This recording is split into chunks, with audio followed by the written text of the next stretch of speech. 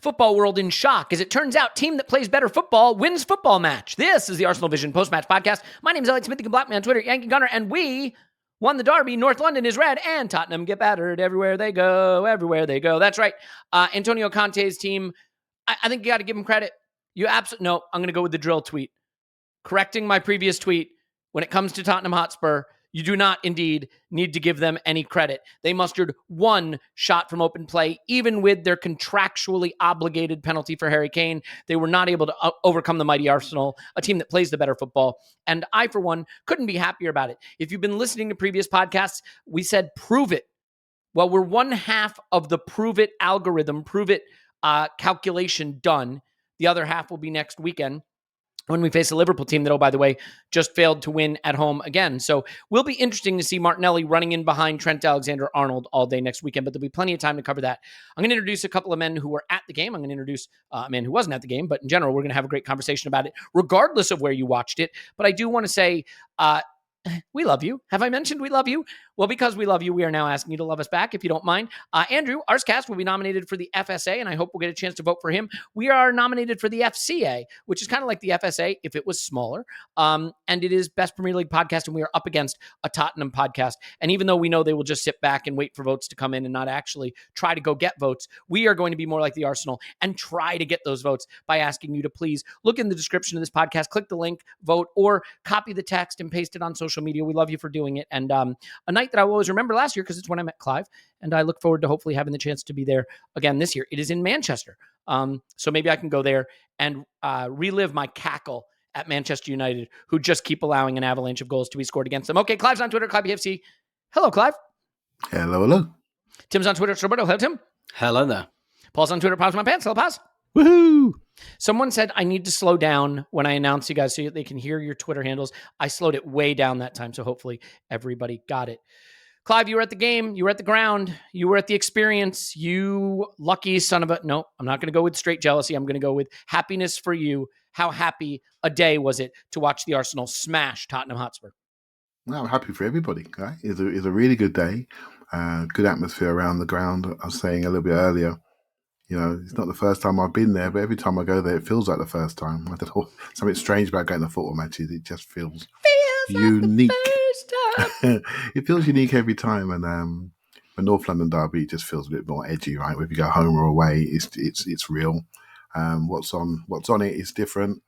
I know we've all got mates from the other side, shall we say, and it's important that we're humble along the way. That shows bad character on your part, by the way. I do not have mates on the other side. We do not all have mates from the other side. Well, I've got a brother who's so there you go. Oh dear.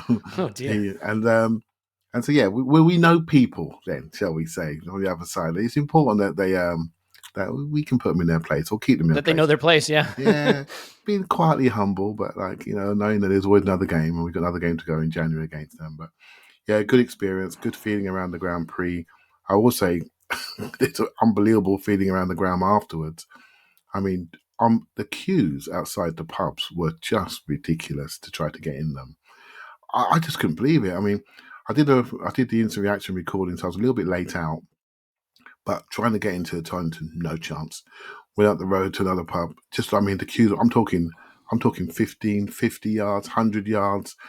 And then you looked at the pub and you're looking inside thinking, that looks like a fire risk. I can't go in there. You go to the next one. Exactly the same. People spinning out the front, end up in the 12 pins actually in the end by Finchley Park Tube.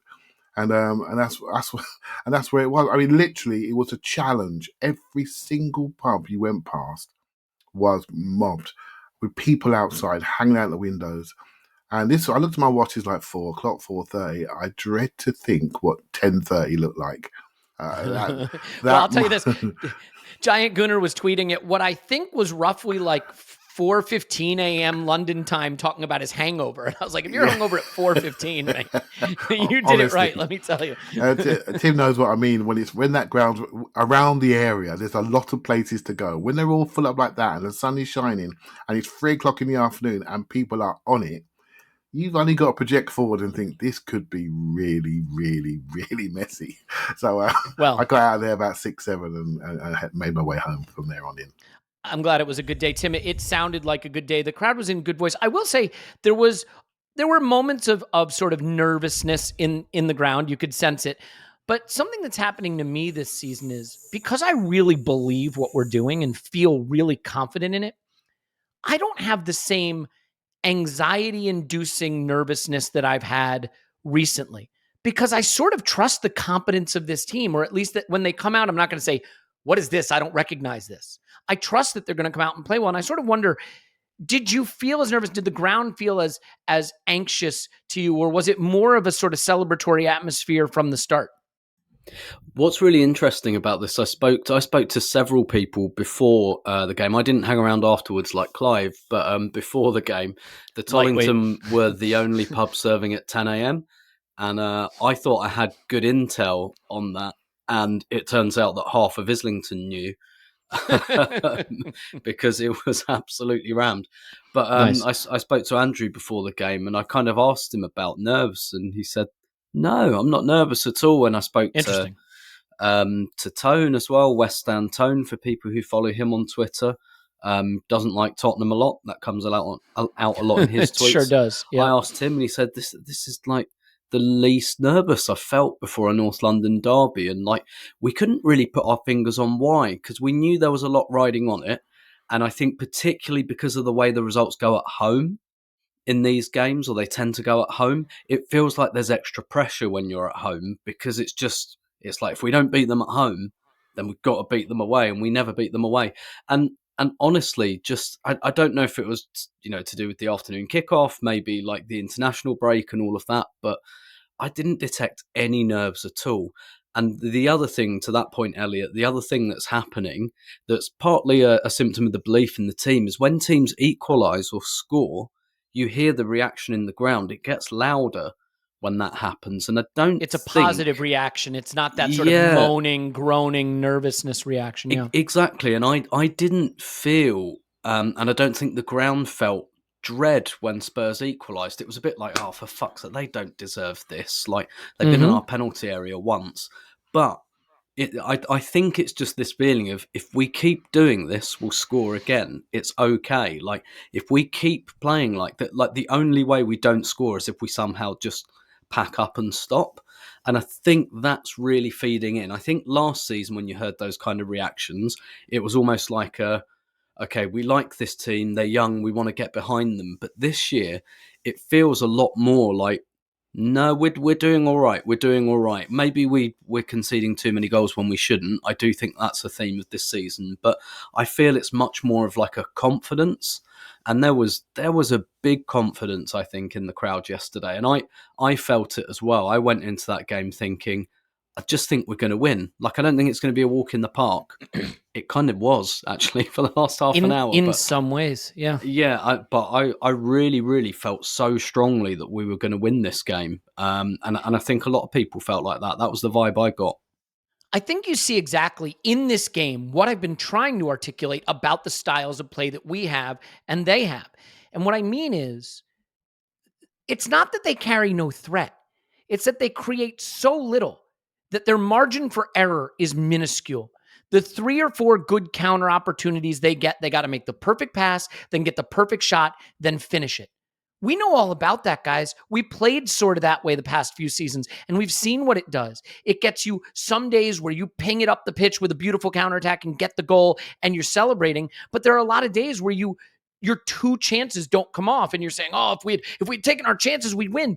No one takes 100% of their chances. Then on the other side, our 22 shots, our dominance in their defensive third just keeps creating half chance here, third of a chance there, big chance here. And over time, that does win out. Paul, I want to break the game into... Yeah. Sorry, I just wanted to... I think sometimes it's good to see things from the other side as well. And Jack Pickbrook wrote a good article in The Athletic, actually, today, largely saying what you've said, Elliot, that the headline is Spurs have to be perfect. Yeah, and basically they've got a couple of attackers that means that they kind of can be quite some days a lot. They can. Yep. But yeah, he said it. He described it as a fragile game plan. When you've got Son and Kane, there's a chance that creating very little can still be enough. But it's just a really, really low percentage way to play. And so, Paul, I do see this game in 4 periods. There's the period up till they get the penalty. There's the penalty to halftime. there's halftime to the red card, and there's the red card to full time. I think we dominated 3 of those 4 periods, and we're a little more even than we would have liked to have been in one of those periods. And I think everybody can figure out which one of those periods it is. After the penalty up until halftime, I think they had a little bit more of the game, finding ways to get past our press at times. But all in all, I felt this was a 7 out of 10 from Arsenal that was still far too much for Spurs to handle. And I think that's a great sign. It's funny, when they talk about winning ugly, they're talking about Spurs. No, Spurs don't win ugly. They just are ugly, and sometimes they win. This is winning ugly for us in the sense that on a day when we didn't have our absolute peak performance, it was still more than enough for Spurs. And so one of the things that I think really has to be discussed here just briefly is, Paul, it feels like a long time since we went into a big game at what I'd consider full strength. This was the Arsenal that you'd pick for any big game this season. If you could write down 11 names, these are probably the 11 names you'd write down. Pretty darn close. I think pretty much spot on. And it felt so good to be able to go out there and not have to worry about the excuse or how we're going to cover for this position or cover for that position. I think right out of the block, we're in their defensive third from the start. Martinelli has that shot low off the post. There's a Xhaka ball over the top for a Xhaka improvised shot, and we had them push back immediately. So how important do you think it was that we were able to finally go into a big game with the exact full strength team you'd pick so that everybody could really feel full throttle right from the start? Well, yeah. I mean, I was feeling fairly confident coming into this tie. But when I saw the lineup, when I saw Partey in there, I'm like, yep, we got this. Yeah. I agree with the way you divided up the game. The one thing I would say is we actually ended the last 5 minutes of the first half super strong, which I think will have done us no harm at halftime and coming out in the second half. And I think it's an important kind of bookend. We didn't actually kind of peter out towards the end of the half. I know that's kind of quibbling over the details. And I think as well, they started with one of those kind of rugby kickoffs where all their team was on the left-hand side. They charged up the wing. It took us 30 seconds to get the ball back. And then I know we may discuss Martin Odegaard not having his strongest day, but that little bit of combo play threw him with him out of there, up the right-hand side to get it into their final third. And we just started battering them for 15, 20 minutes, setting the tone, putting down our marker, as you said, establishing our bona fides, whatever they are. And like, that was the game. It took us a while to get that goal. We got it on around 20 minutes. Thomas Partey with the FU Tim Stillman strike from outside the box. For those who don't know, apart from being on the podcast, Tim Stillman operates the shots since Thomas Partey scored.com website in his part-time. And an absolute gem. Apparently, Arteta said something that implied we had been working on something like that. We saw that weakness, that vulnerability. So at least he believes Tim. And yeah, look, I think the personnel were a huge part of this. We totally outplayed these guys, but they're still really bloody dangerous. But I think across the totality of a season, this is the way you play football to accumulate points. I still have my marker of 23, 24 wins, and we're top 4. What are we, 7 of 8? That's what it's about for me. And look at Negative Nelly over here wanting top 4 like a chump. We went past top 4 weeks ago, man. How many points to the title, buddy? Tell me that math. Come on. City looked beatable. They let in 3 goals today. For God's sakes, we're recording right after City 6, United 3, for the record. Indeed. That's Clive's line, please. Yeah. Indeed. Yeah, indeed. Okay. So, yeah, look, for me, I saw football that you want to play across the season. And Tottenham will get results. They'll have better days than this, but this is the ship you want to be in across the season. It's just wild to me, Clive, and I wonder what it was like sort of seeing it in front of you from the kickoff. They just sink so deep into their 4-5-1, or, you know, if you want to call it a 5-4-1, whichever it is, but it's a bank of 9 in front of their goalkeeper. And I do wonder if shooting from distance at the top of the box was a plan, because early on, Xhaka took a speculative shot from outside of the box. White took a speculative shot from outside the box. Partey takes one that he scores. Oh, by the way, Gabriel Jesus' goal comes from not a speculative shot, but a somewhat, wide and distant shot from Saka. I think when you bunker so deep, it can be hard to play through. They are compact. Let's give them credit. It's not easy to play through those two banks of nine, the banks of nine they got back there. But when you shoot, if there's a spill, if there's a rebound, if there's a deflection, we had Martinelli in the box, we had Jesus in the box, we had Saka in the box off, and then one more, whether that was Odegaard or Xhaka. So, I mean, Clive, it is really eye-catching to me in that first section before their penalty, how deep they were sitting, how much control we had, and how little they could play out. I mean, how do you think about that period of the game and the extent to which we were able to just exert so much pressure on them? Right, cause and effect, right? You only go deep because you're seeing the ball move across the pitch and you can't get it. So what do? Yeah. You drop. When you worry about people's movements and you've got two lines, what do? Your lines get close. If your two defensive lines and your 5-4 get close, what do you leave? If you keep the ball enough and you recycle it enough, people are deep enough that when you push it back out again, second phase to the edge of the area, you're 25 yards out, 20 yards out, you can get a shot. Right? So these things don't just happen. These things are things you do to people. And I think there's two sides to this game. There's a tactical side, there's a psychological side. Psychologically, we laid our blanket over them and said, this is how we're going to play. Every now and again, they punched out to try to break out the blanket. And it was dangerous when they did because they're powerful athletes. They're big men. When they travel, they push some of our bodies over. And then if they get the break, nick it through someone's legs, they're in 2-on-2. And you feel the tension, right? You feel the tension. If they make this last pass, then they could get a shot. They didn't quite do that enough. But that tension never left me. I'm sorry. I wasn't one of those that had a cigar on. I was messaged Andrew before the game, and he said he wasn't worried. And I said to him, I'm petrified, right? So I'm not one of them to say, yeah, I knew he was going to win. No. I was petrified the entire until the third goal went in. Then I started to feel a little bit more relaxed. But even then, I had the 4-4 in my head, right? So I didn't feel relaxed until about the 93rd minute, and then it was all on, right? So the psychological side of laying our game on them, and this is something that's very important. In every single game since pre-season, we have laid that tactical blanket over people and said, this is who we are. The only time we didn't was Old Trafford for the first 5 minutes or so, but every other game we have controlled it. Elliot, you know the numbers better than me. Every single game we have controlled possession, and I've always looked at the better sides and asked myself, why is this happening? Why do people fall away? It's your technical ability to receive it, move it at pace of pass, drop off when you need to make the pitch big, then squeeze it in where you need to make it small and keep the ball. And people get psychologically drained by that. And then you gain territory. Now, Spurs gave that up and they wanted us to throw the ball into the Venus flytrap.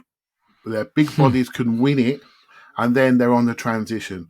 And what I loved about our performance was the patience and technical composure, not to do a hit and hope into the box. So big wardrobe dive can head it out. Great point. Can head it out to Son, who's deep, who's now running free, because he's not being marked when he's defending in a strange way. He's not being marked, right? He's trying to defend. And when he breaks, he's now a free spirit. So is Richarlison, a 6'1" athlete, bombing up the pitch. And so you have to be very careful. Don't just cross it to try to get a new. It's exactly what they want. And we were very patient to create phases of play off the sidelines and really hold them while recognizing that the accuracy of these passes and selections was so important to not give them transition. Even when we shot big. And you may laugh at me, right? But shooting sometimes later on, shoot big, shoot either hard and high. If it goes over the bar, fine, they can't do it quickly. If you cross to the back stick, inverted cross, go big. Don't go short. They can cut it out in the middle and drive down our middle. These details are really important. I think sometimes you say to me, was it planned to shoot in the edge of the area? Maybe. Odegaard mentioned something about that. But, mate, if you're sitting there, defence with 9 people in the box, and they're giving you the edge of the box, what are you going to do? You're going to shoot, right? Yeah. And we shot. And what I loved about this game, among many things, is that we took what was on offer. They gave us the outsides. Saka kept it to 3 against men, popped it back. We recycled at the other side, kept it patient. And Martinelli, little third man run in behind. Xhaka, third man run in behind. It was consistent patterns, but to really create quality and not just be plucky. I'm talking not Cedric plucky. You know what I mean by that? The Cedric cross, the plucky cross. We got a bit of space. I mean, we wick it in there and see what happens. We've gone past that. This is proper adult football. And I applaud them for learning the lessons. And I've said it on the instant reaction. I think we've shown the league how to play Spurs because they're a team that plays from mistakes. Simple as that. So don't make any. They put you on. Yeah, well, they put you under an interesting type of pressure. They put you under a psychological pressure that I started to feel, to be fair, after the penalty, not really before it. And what I mean by that is you always have this knowledge that the second you lose the ball, it's going up the other end, and those very talented forwards are going to be running at you. And that is a psychological pressure of sorts because there's this weird feeling. You know you're dominating, but you're aware that if you lose possession, they can make that one moment really hurt you very easily. And so psychologically, I think it requires you to be really thoughtful about keeping possession, and if you're going to lose it, where you lose it, and how quickly you switch on to win it back so that you don't let them do that one move they have that they like so much. Tim, the opening goal is a stunner. You talk about picking the right time to find your shooting boots. But the irony is, I think Thomas Partey's influence in this game is far beyond that. Now, hard to go far beyond a goal, but I know you love to say that goals are overrated. I'll lean into that with you here for a minute. It's the other stuff he did in this game that really is remarkable. And it's things that we don't always get from that position, whether it's him or someone else. First of all, he was 94% passing on the day, completed 54 of his 57 passes. But among those, he had 10 final third entries, which paced us, 8 progressive passes, which paced us, tied with Zinchenko, and 4 key passes, created 4 chances. This was just an all-around exceptional game where he was winning the ball back, not losing it, keeping it going forward, getting it into the danger zone. And it is arguably the position we have the least confidence in our alternatives. And I think you saw in this game why his presence is so important. He just played that role about as flawlessly as you can ask for it to be played.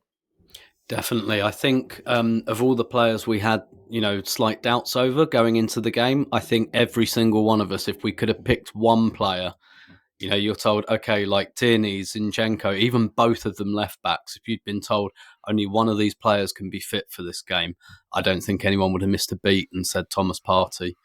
And that's why just the kind of, as you say, like in a game like this, I'd expect even a central midfielder's pass completion numbers to be high because Tottenham weren't pressing. They don't. Yeah. That's the kind of weird thing, actually. Spurs don't really try to force mistakes. They literally just wait for them. So I'd expect like a high completion rate. But the other data you illustrated there, like loads of those disguised passes, final third entries, that's tough. That's tough when you've got 9 players just sitting there and just being able to, that lovely disguised pass he has where he angles his body out to the right as if he's going to whip it out to the right wing. And sometimes he does. And it's a great avenue to get the ball to Saka. And that was clearly a bit of a tactic. There were a couple of tactics. I think we really, you can see what a manager thinks of an opposition player sometimes. And in the first half, because it was on my side, the amount of crossfield passes to Martinelli, that to me was Emerson Royale is dog shit. Let's go for him. Yep. But also, like, to be fair, like the ball went to Saka a lot, as it always does, but I think even more this time. And I think that was even more because this guy can hold it. Like, he's going to dribble into a crowded area, as we saw with the second goal. Saka has a big part in the first and second goal, actually. And one time it's because he drives into the box and gets a shot. The other time, as Clive says, he's patient, he pops it back out. And Partey's really, really key to that, to like funneling the ball out there, but then finding Ødegaard, finding Gabriel Jesus when he comes deep. And yeah, he controls the tempo and the rhythm of the game for Arsenal. And that's incredibly difficult to do. And that's something that you really only pick up with games, with time, with experience. Sambi Lokonga can maybe do that one day. Maybe he can. I mean, I bet Thomas Partey couldn't do it at 22, but that's incredibly difficult to do, to have that kind of database in your head. And I just finished by saying, with the goal, I was shouting shoot when that dropped to him, right? Because there's something about shot selection, and his shot selection is often absolute rubbish, and he just whacks it into the stands. But that time, sometimes it falls for you, and you've got to hit that. You've got to hit that. And yeah, I think you can see that that they talked about perhaps cracking some of those shots from range, not least because I don't think Lloris is very convincing in those situations. I think Lloris is a really good reflex goalkeeper, like that save he makes from Jesus at the end of the first half where Jesus dribbles through, but I don't think he's great on long shots. And to be honest, the Partey shot, I was a little bit surprised it went in, just because usually, like, to beat a goalkeeper, it's like postage stamp top bins. And that was, don't get me wrong, it was a really good strike, but at the same time, I was a bit like, oh, that's gone in. Like, I wasn't expecting that, because it had so much whip on it, Tim. So it winds up a little more central by the time it crosses into the back of the net, but it's whipping in from the post. You know, the other thing about that tactic is, first of all, if they've got 9 players in their penalty area, that's a lot of traffic for Lloris to try and see through. Yep. As well as like the deflections and secondary balls and everything else. But yeah, part it, like, there's just not a chance this game goes this well without Thomas Partey playing yesterday. And it's an easy game to praise anyone. I mean, look at the stats. The number of players who had 90+% passing is just outrageous. Sambi Lokonga's 18 minutes, didn't misplace any of his 26 passes. Zinchenko and Tierney both split a game where the former had 92%, the latter had 93%. Magalhaes 92%. Saliba, he does what Saliba does, leads us in passing, 74 attempted, 71 completed for 96% completion. We will certainly be coming on to him momentarily. Fabio Vieira made a nice little 10 minutes of 90% passing. Pause? Yeah, so like the one thing I got from the rewatch was Thomas Partey put on a masterclass at the start of the second half. He chips a ball in that early period of play over the top for Martinelli to run onto, and then he just works the ball from side to side, and not bog standard balls. Like there's one he swings to Saka, which puts him nicely just behind the back line, then it comes back the other way. And then the weird thing is that Spurs don't press Partey at all. He actually has a pocket of space around him. Harry Kane's nearby, but they don't want to waste Harry Kane on pressing Partey. They want to keep him free for the counter, and they don't want to waste penalties. And they don't want to waste another player from getting everybody behind the ball. Those are the lumps they take, and he just kills them for 4 minutes, setting the tempo, swinging it, moving it from side to side, creating gaps, and takes a shot. As Clive says, go big. He took a shot. We get the ball. He had a ball recovery in there that meant we kept the possession on the other side. And like I have a lot of time for Sambi Lokonga, and on the rewatch, I'm like, that doesn't happen without Thomas. I'm not sure there's too many players in the league who can do that. Yeah, let's keep going because there's a lot here. And so, Paul, that's the first period. I think one of the things though that was really in evidence in the first period is how much work Gabriel Jesus puts in to make this whole thing work, because he drops deep, he nicks the ball off you, he was turning guys and running at them, had one where he drops into the midfield outside of the boot flick to get around his marker, and then he's away.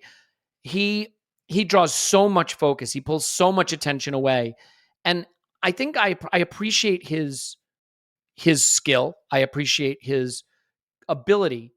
I don't think I appreciated how much he works. And in this game, especially in that early period of dominance, he's just working his ass off. And I think because there are so many good performances in this game and so many moments to talk about, it'd almost be easy to overlook Jesus. But the goal is exactly what I'm talking about.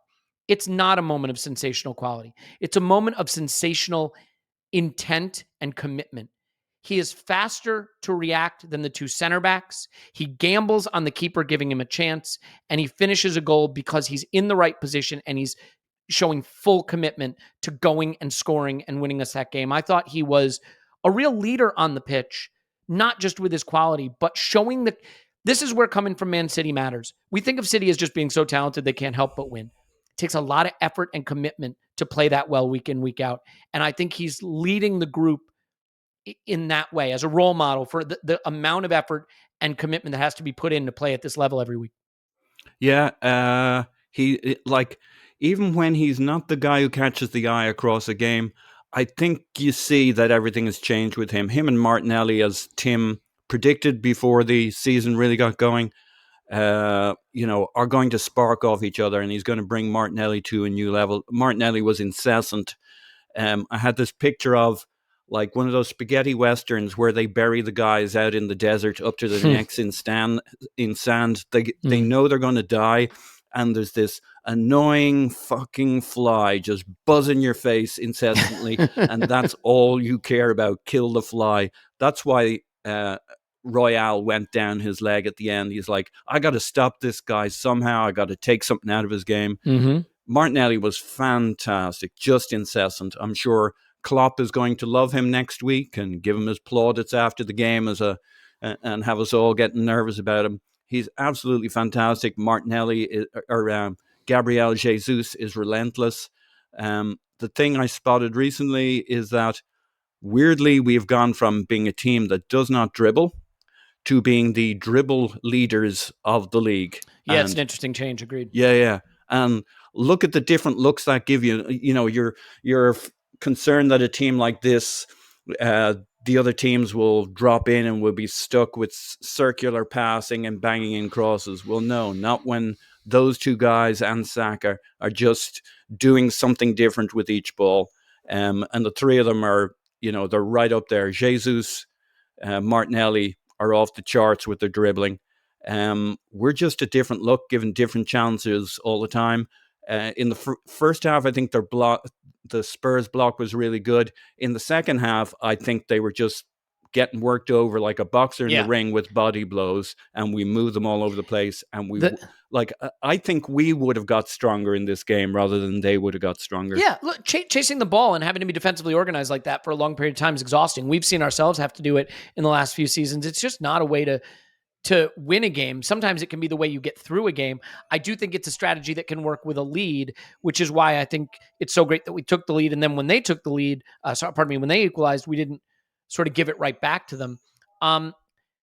Clive, let's talk about the penalty just for a moment. I mean, I think one of the things that I've seen some hand-wringing about in this game is just the performance of Gabriel Magalhaes, maybe a little bit about Zinchenko.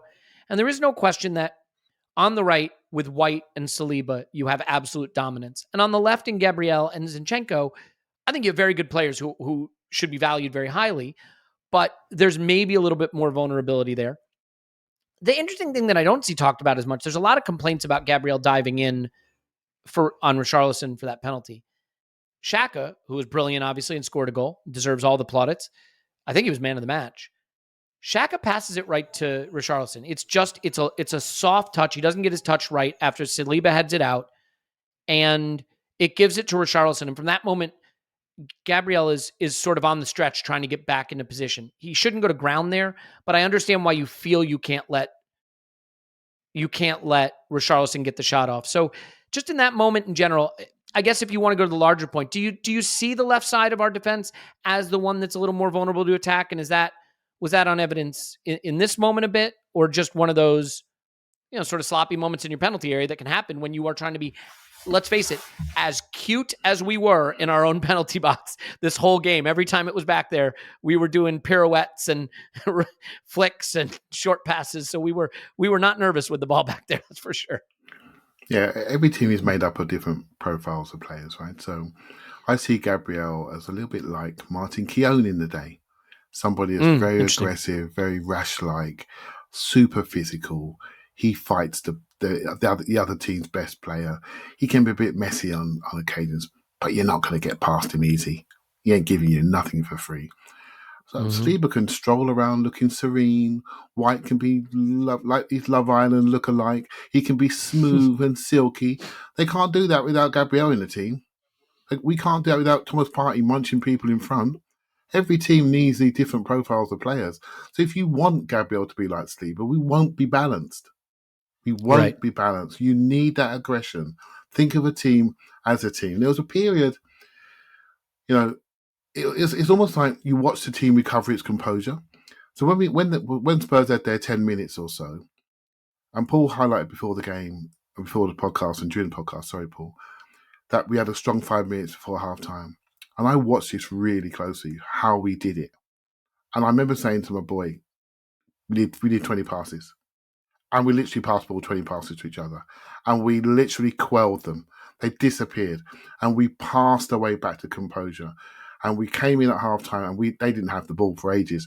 Then we came out and then we were more aggressive on top of that composure. Who was aggressive? It was Gabriel. Really being aggressive. Meeting Kane much higher up. Taking them early. Don't worry about dropping off. We're going to take them in the first phase. Don't give them a chance to create second phase. We can't do that if he's not there.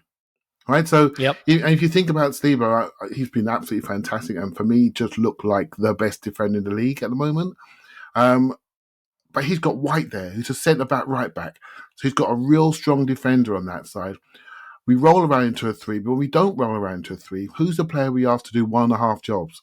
It's Gabriel, right? Because the guy in front of him is really a midfielder that's a bit tissue paper thin, right? When it comes to balls coming through him. He's there to try to distract, to try to delay, but really we stretch Gabriel out the most. Now, people are after him, Elliot, and I don't particularly care, right? When we beat Spurs 3-1, jogging away, they just pick somebody who you want to have a go at, right? But we're not really having a go at them. We're just saying on certain occasions they're not massively influential, but you never get 11 influential players. I saw a good article today from Kaya about Aaron Ramsdale. I didn't talk about Aaron Ramsdale in the instant reaction. He didn't come to mind, but he was excellent. He had a critical early save from a set piece. That save down low to his right early on when we were dominant. His distribution to the boys, Martinelli, Xhaka, he just got us going on key critical moments. Exactly. That goes in, and maybe the air comes out of our balloon a little bit. Right? I'm looking for the offside flag, by the way. What if it didn't go up? Right? Yeah, might have been. And so, I'll be honest with you, I thought Granit Xhaka was really good. I didn't think he was man of the match. Not in my world. No. You walk away from a game with your own feelings, with your own luggage. I always say this. And it's how a player influences you on that day and how they influence what you feel is the game when you felt nervous. So when I watched us, when I was looking for things, I looked around and I saw Gabriel biting. I saw Martinelli coming off the sides and really offering himself and really driving forward when Jesus got a bit injured and we lost him. It was Martinelli who carried the fight. When Spurs got a bit excited, it was Saliba that stopped them. Do you see what I mean? And so I walked away with that. I walked away with those feelings and maybe didn't see some of the other people. But I think that's all right.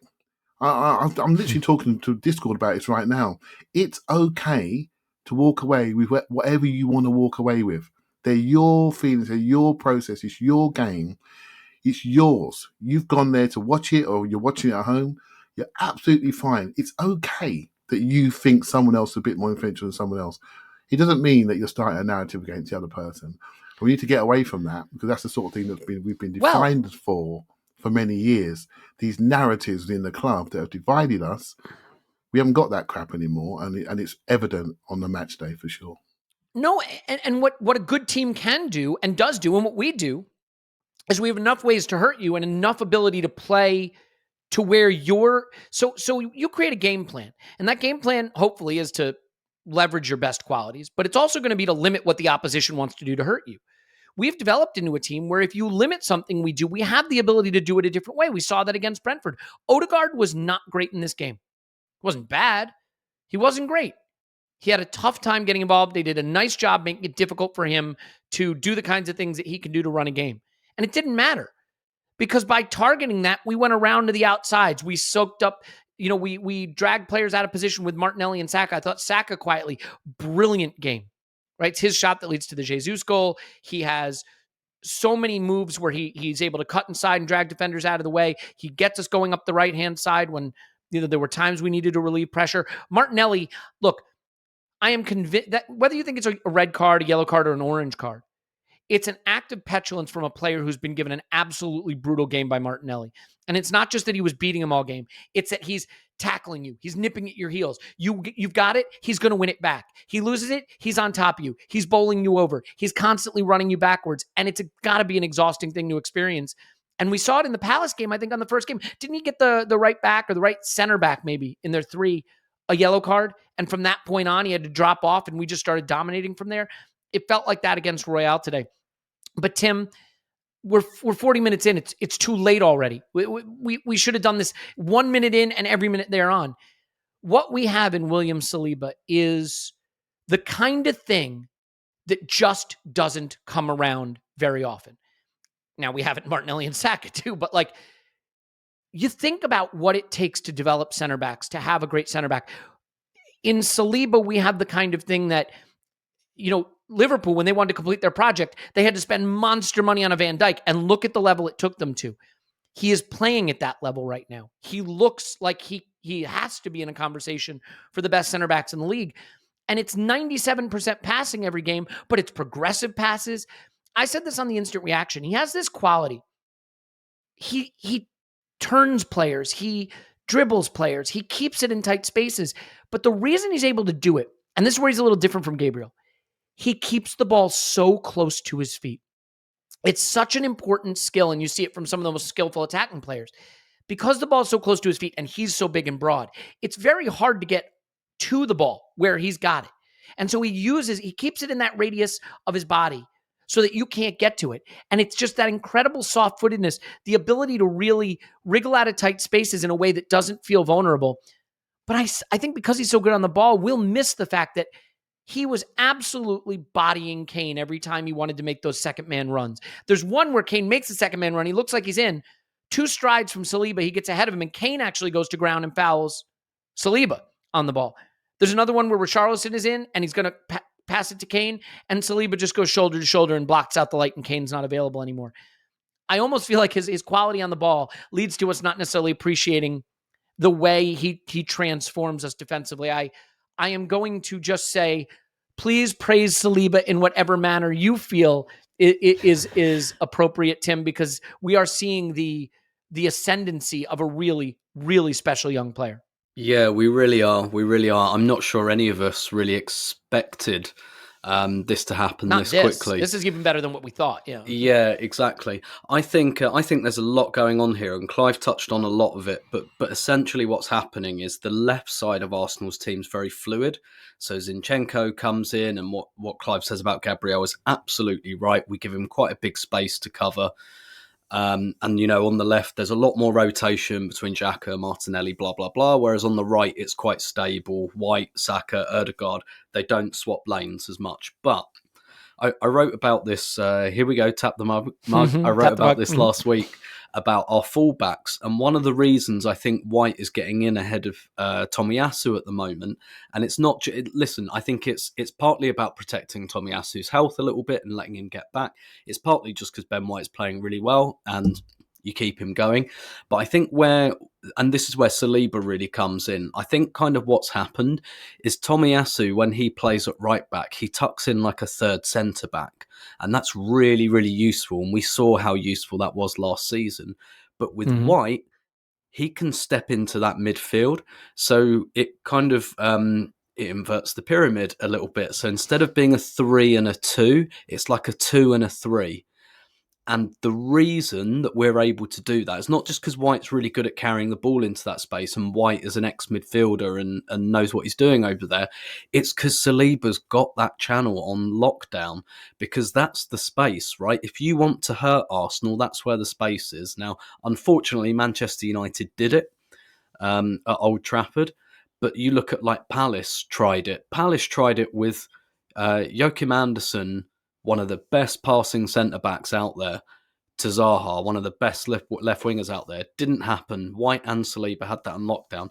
And this is what Saliba's really given Arsenal, is almost like, we can play with 2 centre-backs. You can leave me on my own in this space. And to your point, Elliot, as well, it's so good with his feet. Do you remember that in the first half, there was like a rare, not panic, bit of defending, but rare moment where Spurs looked dangerous. He comes out with the ball, and then he just takes half a second, he looks up and he just flips it over to Martinelli on the left wing, when I think like it was already a really good piece of defending. He could have rolled that 5 yards in front of him to Ødegaard and he'd have got his round of applause. But he doesn't. He stops and he whips it over to Martinelli. It's like, I don't just want to make a pass. I want to make the optimum pass, and I'm going to do it. And that's another thing I mean, I didn't really know very much about him, but yeah, I completely agree with you. In possession, he's got that kind of, he's just got that sixth sense for when to, all right, I'll just nudge it out to my right back, or no, I can like really whip this at the moment. And yeah, he's been and continues to be an absolute revelation. It's funny, we haven't had a good hand. Saliba! We haven't had a good hand-wringing over a player leaving us in a while, because I think people feel Saka is Arsenal. He's going to be at Arsenal. I see the social media buzz starting of, we got to get him signed. He's going to leave. He's going to go to Madrid. Like, he's definitely got that buzz around him that's creating that good old-fashioned scared to lose him kind of quality. But I, for one, am going to try to enjoy him, because he really is everything. He's got all facets of his game, and at 21, you got to think about where this might be going. Quickly, Clive? It won't be quick, but what I'm going to say is, I thought. Slowly, Clive?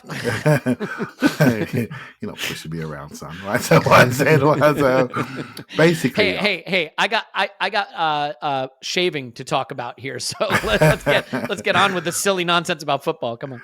Yeah, so we have Tim's right when he says about the 3-2 last year, which we needed to stabilise us with White. We needed Tommy Asu to do that. Now we're more of a 2-3. But what I thought Spurs did quite cleverly was they recognised, they tried to do what, by keeping their wing backs very high and wide, extremely wide, they tried to flatten us out right into a 4-1, 2-3. That's what they wanted. Mm-hmm. And they really targeted the space next to Partey. So they would, Son or Richarlison would come inside and choose which side they wanted to get next to Partey and force him to make a decision. Which side do I want to go to stop the attack before it gets to our back four? Yeah. And so I thought that was really cute. And I said at halftime, I wanted Xhaka just to be a bit more aware, to contract a little bit quicker to stop them, because Partey was a bit alone and he could be seen a little bit slow getting back on occasions because he was being asked to do a lot of work. And they'd stretched us out, right, a little bit, not continuously. What did we do to get hold of it, to change it? We just kept the ball. But if you're looking at a future weakness of us, people are thinking it's behind our fullbacks in the space alongside Saliba and Gabriel. I actually think the weakness is next to Partey, or next to that central six. Manchester United showed it. They got away. They got better. Partey killed them yesterday. But the only period we lost it is when they got control around that area. But that's the area. So our ability to contract, next to Partey, make that V a little bit flatter, so we take that space away. It's really important, particularly if teams are pinning us back with their wing backs or fullbacks. But we overcame it by keeping the football. So just projecting forward a potential weakness for us, really, that's all. Fair enough. Yeah, I think I want to get to how Mikel Arteta outcoached Conte here, although I think he just outsystemed him. And there's a couple other big moments I want to talk about and big performances worth getting to. But look, every once in a while, Manscaped sends me new copy. And I don't read it. I know enough about the products to tell you about them. I use the products. I mean, you got to see some of the work that goes into this, though. You really should. I mean, don't wait till your trouser devils are more disorganized than Manchester United. This season, bring your below the waist to the top of the table with Manscaped. Use the Lawnmower 4.0 to show off your Modric-level ball skills and ensure your member will look good.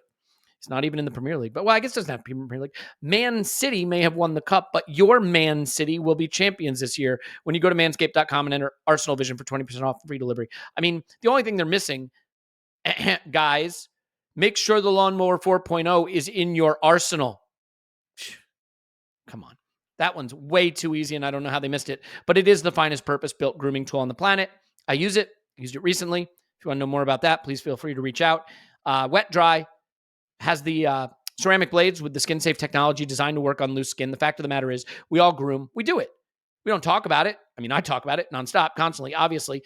But it's really as simple as, do you want to use an old razor that's been sitting in your shower forever? Do you want to use something designed to do it that's going to have a long battery life? I honestly have not put my Lawnmower 4.0 in the induction charger in probably 3 months. The thing just goes and goes and goes. It's even got a light on it so you can see what you're doing. They've got the weed whacker with the ears and nose hair trimmer, which I do use. They have tonics, they have lotions, they have colognes. Just go to manscaped.com, use promo code ArsenalVision, get 20% off, free shipping. That's manscaped.com, promo code ArsenalVision, 20% off and free worldwide shipping. Get it in your arsenal, for God's sakes. Now, there's a lot of things that we can talk about. One of the ones that I want to talk about is the Athletic Greens. So, I've been using this for a long time now, and I just have to say my life has changed recently. I've had a lot of changes in my life, into my routine, and so I'm getting up earlier than I used to. I do drink a lot of coffee, but I have to say that I didn't want to be drinking too much coffee. For energy, for digestion, for gut health, for focus, Athletic Greens has been fantastic for me. I took a whole shelf full of gummy stuff that I was taking and just used this. 75 high-quality vitamins, minerals, whole food sourced superfoods, probiotics, and adaptogens.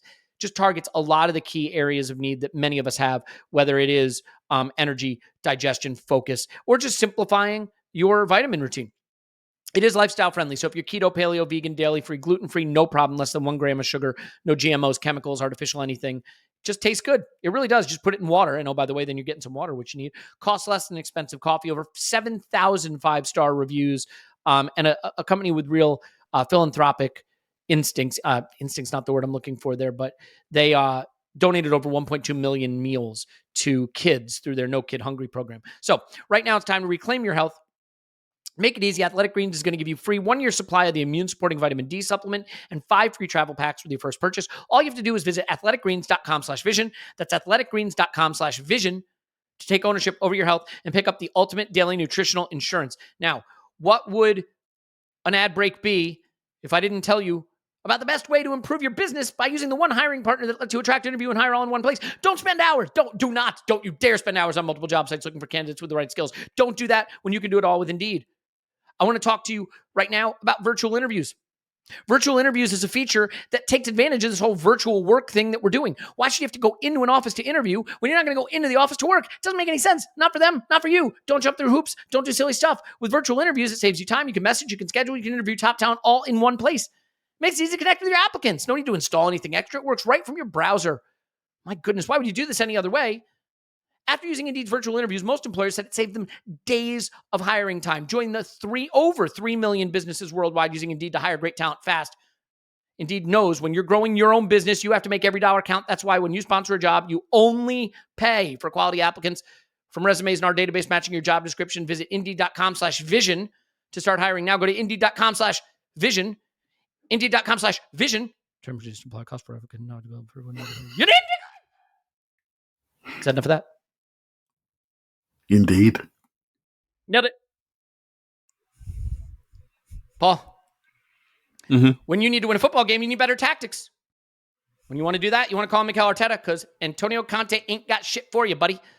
I think this game was a little bit in the balance at halftime, candidly. I thought the period from the penalty to halftime, I know you said we looked good going into halftime, but overall, I thought that was the period where they were having some joy. And I think the reason they were having some joy, by the way, I think that was the period we were sloppiest about where we lost the ball. One thing I want to point out about Xhaka and Martinelli, they were carrying the ball centrally a lot. The reason I said this was a 7 out of 10, not a 10 out of 10, the passes weren't necessarily popping to their spot as fast as they could. We took an extra dribble. Xhaka would cut inside, then cut inside again, then cut inside again. There were times he lost the ball in a central space. There were times Martinelli lost the ball in central space. The one thing you can't do against a counterattacking team that's packed deep and ready to run in behind your fullbacks is lose it in central areas. And we did that a bit leading into halftime, and that's where I think we got a little bit exposed. Zinchenko maybe had too much space to cover to close down on the press.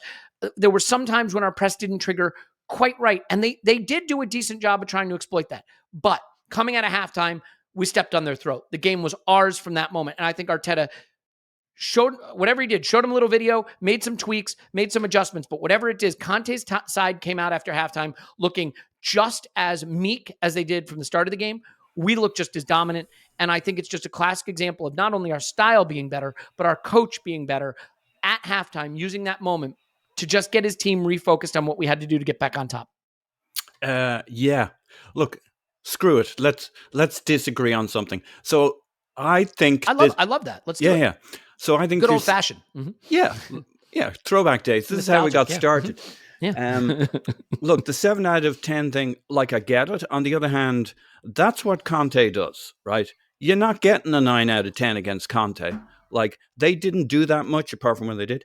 And that meant, like, as I talked about in the instant reaction, I was kind of gobsmacked at times, especially in the first half, how solid, how impermeable that low block was. There were 1 or 2 crosses we put in that teased you how you could beat it. There was, of course, the Thomas Partey Thunder Bastard from just outside the box. But, like, they just give you no daylight. That's why they don't need to press Thomas Partey. That's why they don't need to do a lot of things. They're just going to wait till you try too hard and cough up the ball. I'll be quite interested to get Clive's view a little bit on because you and I talked about this Xhaka dribbling into midfield, which he did a few times. On the other hand, it's because the first guy comes for him. He goes around him. The second guy comes out. The third guy, before he knows it, he's in midfield. But you can't just keep banging in crosses or recycling the ball in a semicircle.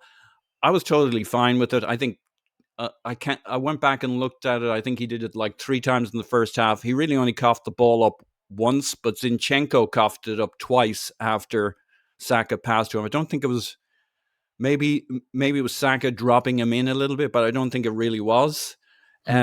So I liked the guys dribbling. I liked them moving the ball around. Not like you pass the ball, you move it. That's how you beat them. But sometimes you don't do that because otherwise they sit in. Conte is way too comfortable with you swinging the ball from side to side and switches. That's what they prep for. They got 5 at the back they can stretch across. You can't just keep swinging it from side to side or banging in crosses. Like, this is a very, very tall team who can defend crosses. So you got to mix it up a bit. Tactically, I just think the difference in the second half was we finished the first half strong for 5 minutes, and we came out, and I think they were beginning to tire with us moving it around. Martinelli, Partey swinging it from side to side. I think we passed it from side to side quicker, but I also think there were starting to be more gaps to get into in that block, and it was starting to wear them down quickly, even though it was early in the second half. I'm sure we did a couple of things, but I think it was more of the same: better, faster, smarter. But that was my take. No, that's fair. I mean, we could certainly see it a little differently. Tim, do you have any thoughts on that? I mean, just in terms of the way we came out of halftime and got back on top of it, and maybe what the difference was with the period. And I'm not trying to say Spurs were bossing it. I'm just saying they were in it a little. There were some counters that looked like they were starting to find paths out. Son dropping in, distributing to Richarlison, or Højbjerg, I think, set them off running a few times, and we handled it. But that was the only period of the game where I felt that they were getting some joy doing that. So do you have a sense of why that was in that time, and what adjustments we made that altered that? I think there's a couple of things. So I literally just typed this in the chat, so I might as well say it. Before the game, and we previewed this game a lot. We previewed the arse off of this game for 2 weeks. We talked. What else are we going to talk about? Yeah, exactly. We talked about like some of those soft factors going in our favour, like our 3 Brazilians not going away, and Richarlison went away with Brazil. To be fair, had a good time, scored a couple of goals, but I think one of the other, and so maybe we were more rested. Ben White didn't go away, etc., etc. We negotiated, I think, to get Tomiyasu and Partey back, and I think that was easy to do because those 2 teams are in the World Cup, and like the fitness of those players is in their interests as well. Norway are not going to the World Cup, and they played Ødegaard. I bet if Norway were, I bet we'd have been able to come to a similar arrangement. But generally, the international break kind of worked for us in this. But also, I think for Spurs, one of the things that I think will become apparent is that Son, Kane and Richarlison together doesn't really work. I think that's something that's going to... I think Richarlison is a really good signing because he can deputy for both of those players, potentially. But the 3 of them together don't work because, Like particularly Son and Richarlison are too similar. And what we saw was Spurs actually, and match of the day, Alan Shearer picked up on this. He picked up on quite a few times where Spurs did have space on the break, but it was Son trying to pass to Kane, and he kept fucking it up. And in fact, the goal, Son massively overhits the Spurs goal. Like, Son just has to put Richarlison through one-on-one, and he massively overcooks it. And unfortunately, they get the penalty from there. But basically, and here's the other thing, Son was dropped for that Newcastle game just before the international break. He was dropped because he's not playing well. Now, the reason that's not really talked about is because he came on and scored a hat-trick. But one of the reasons I think Son is getting dropped is because technically he's a very average player. His technical fundamentals are not great. What he's great at is all in the penalty area. But he's not really like a guy you want playing passes to Harry Kane. You want that the other way around. You want Harry Kane playing the ball to Son, not the other way around. And so I think there's something brewing here. Like, you don't drop a player like Son, because basically Son started the season very poorly before that hat-trick, and I think this was a continuation of that. And who they really missed was Kulusevski, because Kulusevski is like the technical glue of that front three, and he can go up and down, and he can keep the ball, and he can travel with it. Son, Kane and Richarlison, well, to be fair, Kane is an excellent playmaker, but Son and Richarlison together, that's not a good mix, because they're too similar, and they're not guys you want to give the ball in build-up. So I think that worked for us. I think it could have been a really different game with Kulusevski. I think he's a very, very key player for them. And I don't think the balance of Son, Kane and Richarlison works. And I think we saw that in this game. Because to be fair, particularly in the first half, they did pick up the sort of positions, the sort of situations that they would have been training for, but they lost it technically. And I think in the second half, I imagine... Like, I didn't get the impression that Arsenal came out for the second half like a million miles an hour. I'm guessing, but I reckon the team talk would have been just something like, guys, just keep doing this. Just keep doing what you're doing. Maybe pick the intensity up 1 or 2%, but you've bossed this half. They've been in the area once, and fair enough, we fucked up. But just look at I think Son... Kane had one touch in the penalty area other than the penalty. Son had like 2 or 3. Gabriel Jesus, I think, was in double figures for touches in the penalty area. And when you're doing that, I really think that the team talk would have just been, look, more of the same, guys, more of the same. And I do think that, to Paul's point, we wore them down, to be fair. Yeah, and ultimately, this is why playing this way makes sense. Guys, if this was a year ago, or not a year ago maybe, but maybe 2 years ago, we'd be talking about, remember the 1-2 Martinelli played with Jesus and he was in, but he couldn't quite collect it, or, Martinelli hit the bar. Remember when Saka played Xhaka in, but he couldn't control it, or there was the one where, Jesus, was that a pen? Should we have been given a pen? No one's even talking about it.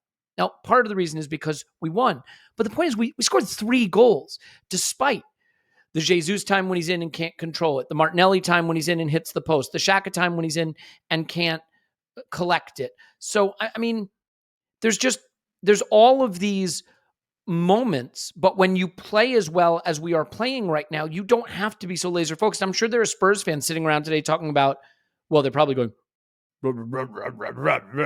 because they can't, speak articulately like, you know what? I should stop because Clive has literally a brother who apparently is one of those people. So I don't want to get too personal here. But the point is that, like, they're probably saying, oh, remember that one counter we had where if he had just played the ball, because that's their football. It's such narrow margins. And thankfully, we're not in that point anymore. Clive, there is a mentality discussion to be had here, just in the sense that I think to believe that you're a great team, you got to win a few big games and see that your football will deliver you where you want to go and see that you have it in you. We owed them one for what happened in the reverse fixture. And we'd owed ourselves one, I think, based on the United game where I think we outplayed them but didn't get the result, to show that it's not just that we play great football against mediocre teams. To be fair, Spurs are a mediocre team, but you take my point. Do you see what I'm saying, Clive? That I think to really become great, there have to be a few moments where you see you are great. and you see you're able to go into a challenging situation and come out victorious. I do think that doing that in this game is going to really, really help us against Liverpool next weekend and help us in the season generally. We needed this win to confirm to ourselves what we think we might be, essentially. I think the way lots of teams are judged today they're judged by the strength of their managers. And so there seems to be a thing with Conte that he's great. And because he's so great, he gives Spurs another 30, 40%. Right? So for me, this win was very important because it was Arteta directly up against Conte, and he was able to apply his game, put a psychological and technical and physical stranglehold over the game for 90% of it. Every piece of data points our way. There's nothing to see here for them. Nothing at all. If we had just cleared the ball in that situation, they wouldn't have got a penalty. I don't think they scored the whole game. So the way we've played, the way we've overcome him, I think is important for our perception externally, that we can, we're not just a plucky young team with the youngest manager in the league. I think it's very important that we could apply ourselves in this way in this game and win this way, our way. This is very important. If Conte had stole this game, or even stolen the point, the aura around him would just grow and grow and grow. That's why before the game, Elliot, what was annoying me and annoying you is that we were in fifth gear and we couldn't get any better. Spurs were 1 point behind us, but they were just going to get better. Well, why are they going to get better? And what's that confidence come from? It comes from the manager. People see his record in other countries. They think, well, they're just going to do it. They haven't looked at these games. They haven't watched all these games. They haven't watched the first half versus Marseille where they were getting killed until the guys got sent off.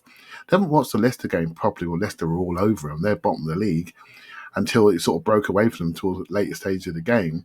They haven't watched these games properly where Spurs have been dominated for large periods. And I thought, well, we're better than these teams. So hopefully we should execute. I can see the fear factor. I feel it myself. But I don't think they're that good.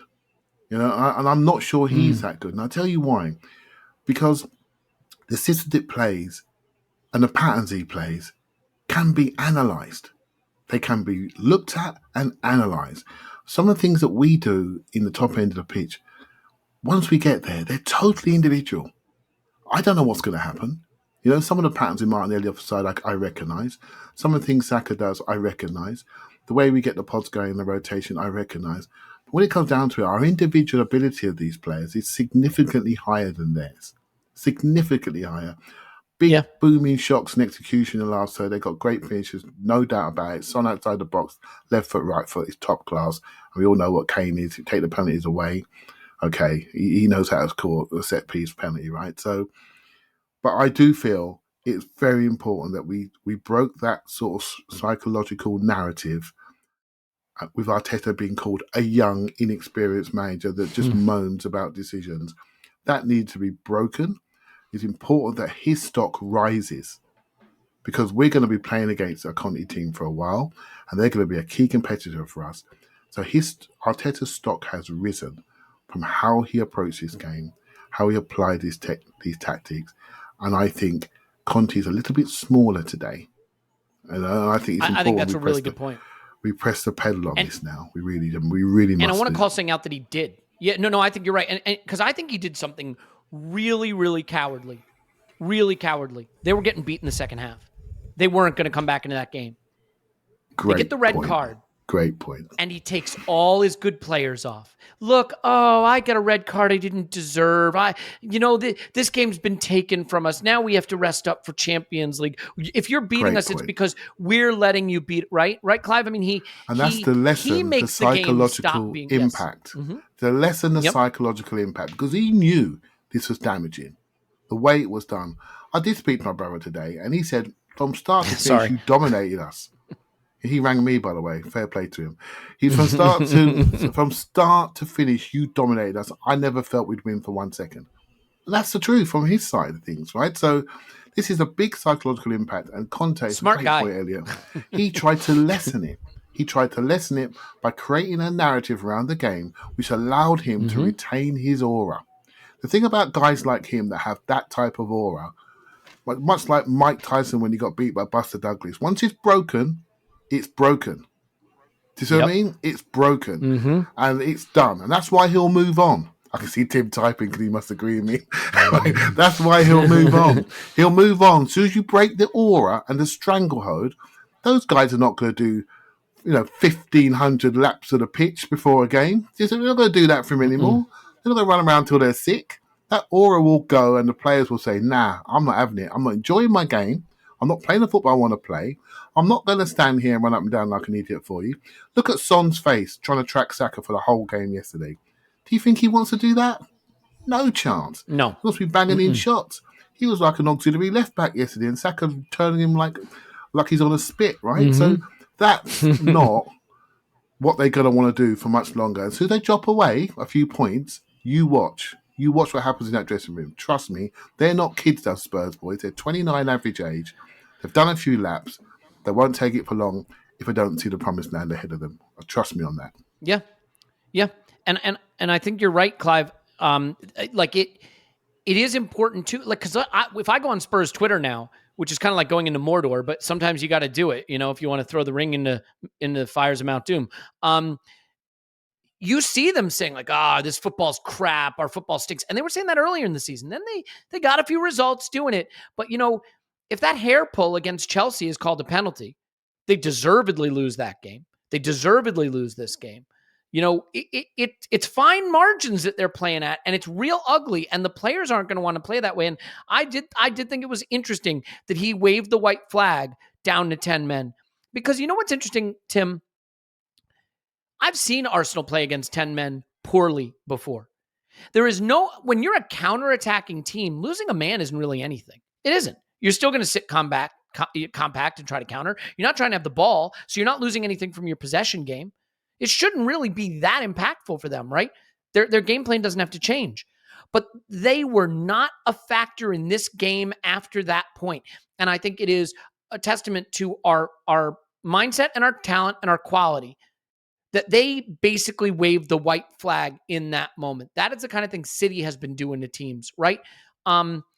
So, I'm curious how you look at what I thought was sort of a petulant, selfish reaction from Conte to going down to 10 men that basically said to his players, this is about me, not you anymore.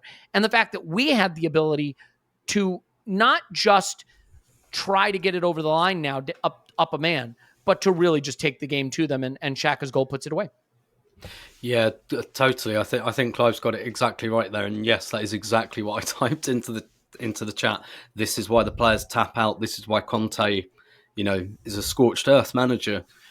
He doesn't stick around for long. Look at Chelsea first season. Look at Chelsea second season when they're defending the league and they finish fifth and they win the FA Cup. And Willian's putting pictures on Instagram with stupid faces on Conte and then blaming it on his kids and stuff like that.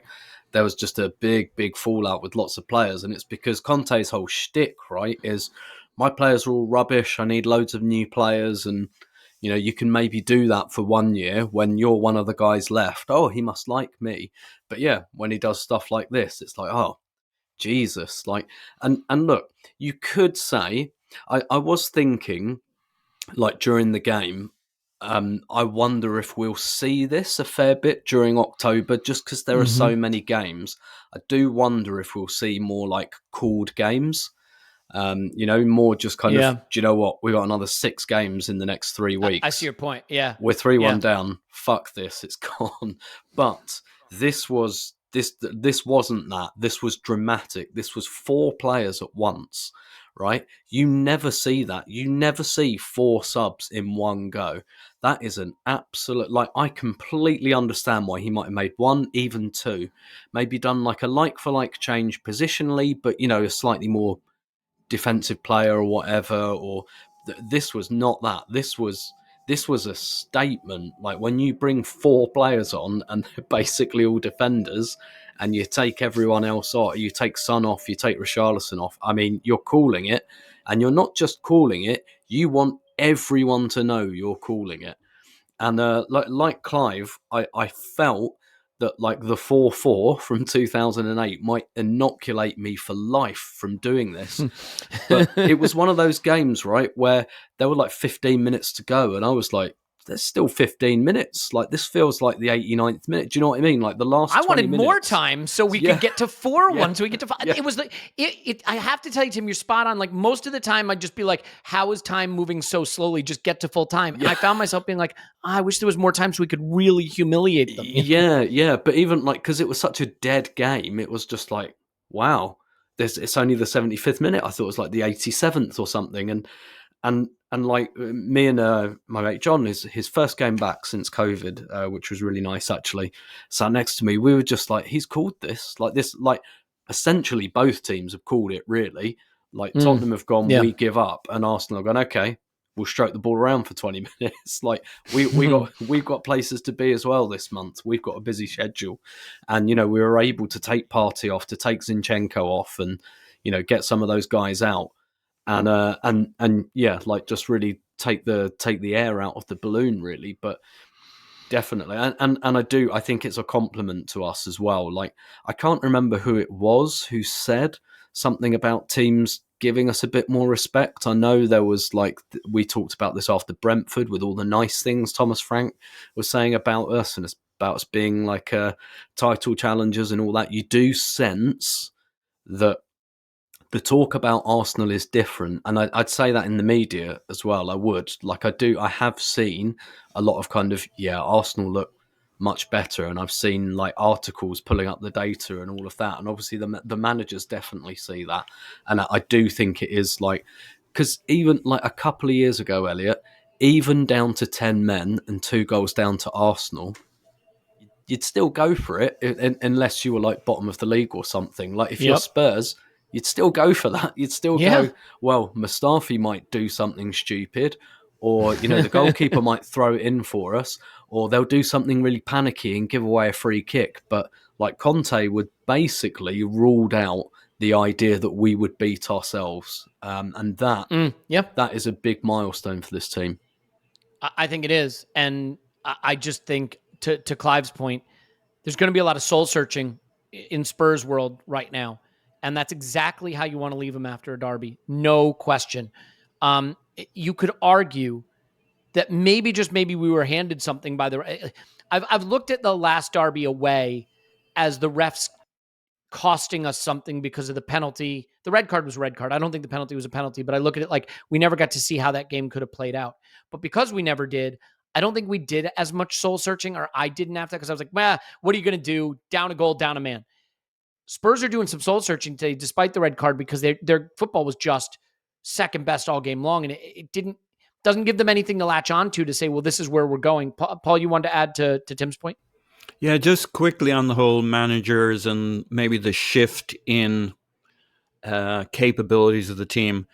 One of the things I wanted to see in this game was a shift in our mentality, the conversation around expected shithousery and expected savvy. And like, our football's good enough now that it allows these players to be patient. I think that's the tactical switch at the start of the second half, is the manager saying, be patient. Don't sit back. Don't take your foot off the gas, but you don't need to do anything crazy here. Be patient. You'll win this. And mentality wise, when you have players like Saliba, White, those guys, Partey in midfield, you see a much calmer Xhaka on the pitch. There's just a sense that we know how to do this. They're the guys who lost their shit. They weren't able to shithouse us. They were trying to mix it up. They were trying to get at us in ways because the football couldn't.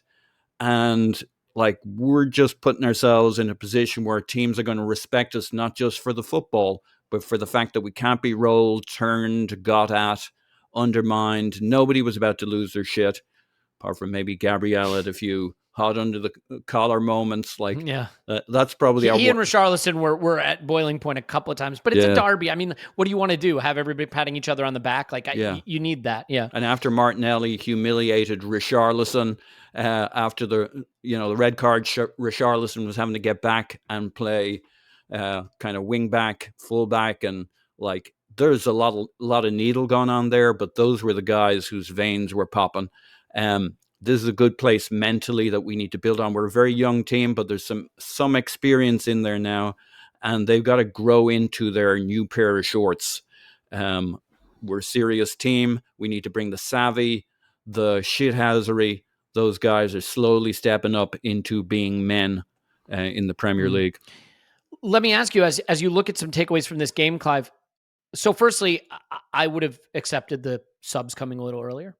That was the only nervous thing that was happening to me, is I wanted Jesus off, because all I could see was some Spurs see you next Tuesday getting him a soft yellow card, and he misses the Liverpool game. But as it turns out, the subs come off, everything's fine. We get a couple of nice cameos here and there, the 100% passing from Sambi Lokonga, as we did what Mikel has talked about in the past, 100,000 passes, and just killed the game off. In terms of, when teams go on a title run, and I'm not saying that's going to happen, because you just look at City, and it's really hard to see anyone finishing above City with what they've got going. But you start to see these stats accumulated, and all over the pitch, we got players like William Saliba has won the ball more times than any other player in the Premier League, right? You look at the stats around Jesus and some of our dribbling, and we're just starting to accumulate the kind of data that backs up our position in the table. It's not just, we've had a soft schedule, so we're top. We've had a okay schedule, yeah. We're top, and our data says we're deservedly top. And I think that is really important, because it confirms what we're seeing. But Clive, in terms of looking forward to the next game, is there anything that you'd consider doing differently? I think some people would say maybe these big games are games for Tierney over Zinchenko, but you can't look at how we controlled the ball and dominated final third access without looking at Zinchenko being among our most progressive passers, having among our most final third entries, and what he does with the ball in that position. So where do you come down on looking ahead to Liverpool, and whether there's any tweaks you'd make from what we did against Spurs, acknowledging that Liverpool are going to do the opposite? They're going to try to press us. They're going to try to have the ball against us. They are not going to play this passively. Yeah, we all have our preferences on certain players, and there are periods yesterday when I saw us in a flat back four, thinking this isn't an inverted fullback day, and then we have 400 passes. And I'm thinking, inverted fullbacks look quite good right now. Do you know what I mean? They're looking after the ball. Yeah. And so games change. It suits certain players in certain periods. I thought Saka for a period in the first half was excellent. At the start of the game, I thought, can you run in behind, mate? And he didn't. But then he got on top of the ball and he was really, really good. Got us fired up. Odegaard had a period in the last part of the game before he came off where he was better than he was in the first part of the game. People just have moments in the game. I think we've got to get used to that. I said this yesterday. I think with this compressed schedule, we're going to have to get used to players playing in spurts and maybe resting during the game, resting with the ball. This is why efficiency in front of goal is excellent. That Jesus goal, we don't score that goal last year. We just don't get that second goal. We're like nervous for longer. We might get the third goal. That might, Xhaka goal. We can see that move, and that we can see that move appearing, that zigzag move where you cut against the grain, cut back against it, go through the gap and finish. That's a goal we might score. That second goal, we don't score that goal. Yeah, we have nobody interested in the dirty 6-yard tap-in, right? So yeah, I think we're gonna have to be broaden our thought process around how we analyse these games over the next few days or weeks, because we're going to be playing 3 times in 8 days continuously. And that's going to bring out different people. We don't know if they're carrying a hamstring or carrying a calf. We don't know if they're sick, but they're going to have to play. We don't know if they're going to only do half a game. Sambi came on, did fine yesterday. I sometimes wish he just passed the ball a little bit harder, mate. Can you just a little bit harder? Because you got all the moves. Just a little bit harder, because what you do is you make people think you're vulnerable. If you just snap it in there and wrap it in, trust their touch, it's all good. Don't worry, they'll look after it for you. Just snap it in, get after it. If you can just give me that little 5% more, I think it would send such a great message to everybody else. I really want to see Marquinhos, didn't see him. Vieira, I've no problems with him. He plays our football. Just let them go, right? Just let them go. Share the games. Just keep the minutes ticking over. Share the games. Do a Spurs fight something, but only when it's really when we're ahead. Bodo Glimt, for example. Hopefully we'll be ahead and we can do that sort of thing. Just Jesus need some minutes towards the end of the game. Why not? just keep them ticking over as a group. I think that's the most important thing. And then come Sunday, decide who you want to play. If you want to have an argument, whether it's Tierney or Zinchenko or Tomiyasu or White, that's not a bad argument to have, is it? We just have the argument because they're all excellent players, right? So it's no problem. Mm. We haven't really talked about it, Tim. The last goal, the third goal, Xhaka finishes it beautifully, but I think it's all about how we play now, because Partey takes it from midfield and plays a really clever disguise pass into Martinelli, who's making an interior run. And instead of Xhaka trying to clear out and drop deep to give Martinelli a wall pass or something, he tries to go fill the space that Martinelli has exited, which means, he gets lucky, but he earns that luck with his movement, and the finish is clean. I love that goal. I think there's a lot of little bits of thoughtfulness in it. The run Martinelli makes, the interior pass Partey makes to give it to Martinelli, and then Xhaka finishing. So how do you like that as a final goal? And just the way Xhaka has gone up even another level now of realizing that it's not enough just to be an 8. An 8 has to be a final ball player. And he's just a player who seems to be like, okay, that's what you need me to add, boss. I'll add it. Here you go. Yeah, definitely. You could see a lot of the kind of left side rotation in it, but also sometimes when goals like this are scored, I really like looking at the defence and where the defence are. And like Eric Dyer, during that move, everyone likes laughing at Eric Dyer. He goes this side, and then he goes this side, and then he goes this side again. And by the time the ball goes in, he's just got twisted blood, and you can see him having a go at people. Like there's that like long shot, and like Eric Dyer shouting the odds at everyone because he's just been pulled backwards and forwards by the movement. Now again, they're down to 10 at this point, so that's obviously exacerbated, but that kind of that shows you like the impact of the rotating positions all the time, and the kind of, who am I meant to be marking here, Martinelli or Xhaka? But also I think like what happens on the right is really important. It is more stable positionally, but what Saka and Ødegaard are able to do, because they're so good, because you can give them the ball with 3 players on them, you can keep them in the same place. Like everyone knows that the ball's going to Saka, and he's got 3 men waiting for him, but he can handle it. And that's why like we don't really need or want him and Ødegaard rotating. It's just like everyone knows we're here, but we'll take the ball with 3 players. And meanwhile, that space over there, you guys like run around a little bit. And that's what happens with this goal. And again, from where I was, like, I think sometimes you get a sense for how the pattern of how your team plays really, really starts to get embedded on your mind, because I saw it 2 moves ahead. Like when Martinelli went infield, I was like, I think someone's going to come up on the outside. Yep, here he is, Xhaka.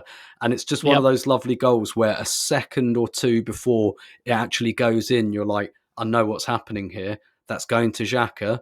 He's going to touch it out with his instep, and he's going to blast it across Lloris with his left foot. And it's just one of those where your brain starts to like fit things together before they even happen. And that's I guess a compliment to the way the team's playing, in terms of like, it feels like a recognisable Arsenal goal, but not a defining Arsenal goal. It's not that kind of thing we had a couple of years ago where, we whip the ball out to Aubameyang on the left and he scores from 20 yards, because you can only do that 4 or 5 times a season. This felt recognisable, but not definitive. And like, teams must talk about Xhaka. Everyone's talking about it now. It's not just like nerds like us who watch every minute of every game 3 or 4 times. Like, it's in the wider consensus. Like, people are talking about this. They were talking about it on like the Totally Football show a couple of weeks ago. The Athletic did a whole podcast on it last week on like Xhaka's new position. So they're all talking about it. They must be talking about like when Xhaka makes these runs, but at the moment, still not able to stop it. And like you say, we're not talking about like a genius attacking player. At least that's not how we've ever thought of him before.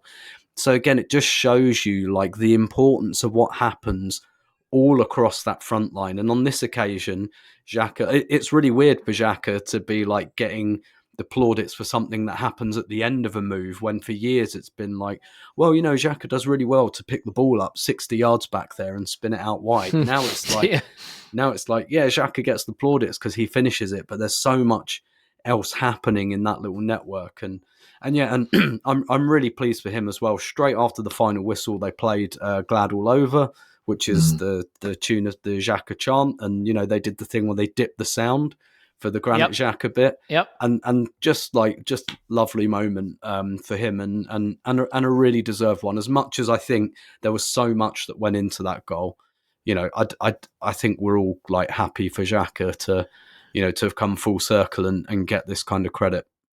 I have to laugh because going into the season, when you talk about organic improvement, one of the arguments you make for why we'd get better, you'd be like, well, Martinelli's young, he's going to get better. Saliba's young, he's going to get better. Saka's young, he's going to get better. Odegaard, and so on and so forth, all through the squad. What you don't expect to be like is, we're going to get serious organic improvement from our 30-year-old, deep-lying playmaker midfielder who's suddenly going to be a goal-scoring and assist machine. And that's exactly what we've gotten. And it has made a huge difference. And it's crazy how nobody's talking anymore about Vieira come in and take Xhaka's left 8 position. Should we have gone for that in the summer?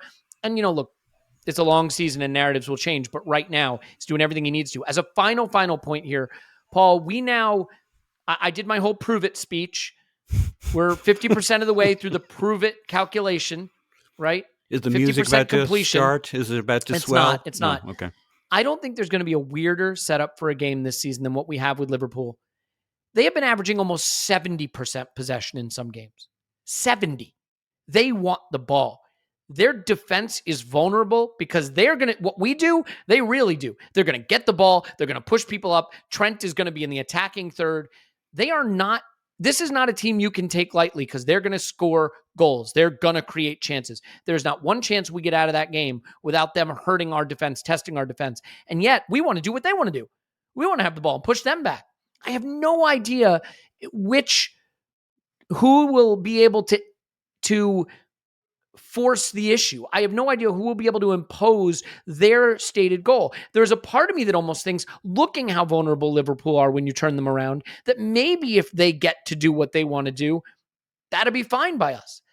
I think it is a fascinating game of teams that want to do the same thing to one another, and I'm not sure which team will be able to do that. I'm curious if you see it the way I do. It's the first game I think we're going to have this season against a team that legitimately expects to have the ball more than the opposition and expects to have the field tilt in their favor, to have the ball in the attacking third more. We haven't really come up against that kind of challenge yet. Yeah. Look, I am imagining Jurgen Klopp getting his team out in the training sessions leading up to this, playing the Saliba song for his team to get them ready for the cauldron that they're walking into, playing the Xhaka song. On the training ground, playing North London Forever. Yeah, holding a light bulb, trying to come up with something here. We've got the 12th man here. We've got what Arteta was afraid Anfield was going to be for this team. Now, Tim will tell you some stories that Anfield isn't always the mythical Anfield when you go there. But right now, Arsenal Stadium is a cauldron for teams that go there and will give us an energy. Look, I think it's going to be a tough game. It's going to be really interesting to see. I know many of us will think this is the time you want to play Liverpool and we should be able to roll them. But, football being football, they're very dangerous. They want to play the way we play, as you said. So we're not going to have it all our way. I think it's fascinating. I do want to come back to one thing you said. Nobody be nuts enough to think Xhaka was the potential breakout player of the season. You were. I mean, I get it. Like, let's do the. You know what? You know how they say, like in the NFL, when someone scores a touchdown, act like you've been there before. Act like you've been right before, Paul. Just take it with some magnanimity. Yeah. And just know that we all know you were right, and we're so happy. Yeah, I just want to lock in my gains now and sell before he has a stinker for the rest of the season, because it was entirely crazy as a breakout player. But yeah, there may not be a team we owe one to quite like we owe one to Liverpool, who really have been a team that their specific way of playing has made us look pretty bad in recent memory. I mean, even Manchester City, we went there and looked really good in January. I don't think we've looked really good against Liverpool much over the last few years, and I think there's a chance for that to happen. So we'll leave that for now. Boda Glimt on the horizon. A chance, I was trying to make out what an all-rotated 11 could be. This could be a Reece Nelson game. It will certainly be a Vieira game. It could be a Marquinhos game. It will certainly be an Nketiah game. Probably a Sambi Lakanga game. At least I hope. It is a home game. And look, Boda Glimt have racked up some interesting results in Europe recently, but I still think you go full rotation, because if we make it through 100% of the prove it hypothesis, I think we're in a very good position. And you know what? On Saturday, we definitely proved it. We proved it. We proved that our football is better, that our coach is better, that our talent is better, that we are the better team, that North London is red, and rightfully so. Clive's on Twitter at ClivePFC. Thanks, Clive. Thank you very much. Tim's on Twitter at Roberto. Thank you, Tim. My pleasure as always. Paul's on Twitter at Pause My Pants. Thanks, Pause. Woo! My name is Elliot Smith. You can block me on Twitter at Yankee Gunner. Don't forget to give us a vote for us in the FCAs so that the Spurs pod does not win. Can't have them winning anything, anywhere, at any time, because they don't, because they're forever in our shadow. We will have a rewatch. How could you not do a rewatch of this? You're going to want to do a rewatch of this. We're going to have instant reactions for Boda Glimt. We're going to have all kinds of stuff coming up, and then we'll build up to the Liverpool match, which will be another, I think, fun day to see where this whole thing is going. And maybe we'll find some time to laugh at United at some point too. There's a lot to do. We'll get to all of it. We love you. And we will talk to you after Arsenal 10, Boda Glimt 0.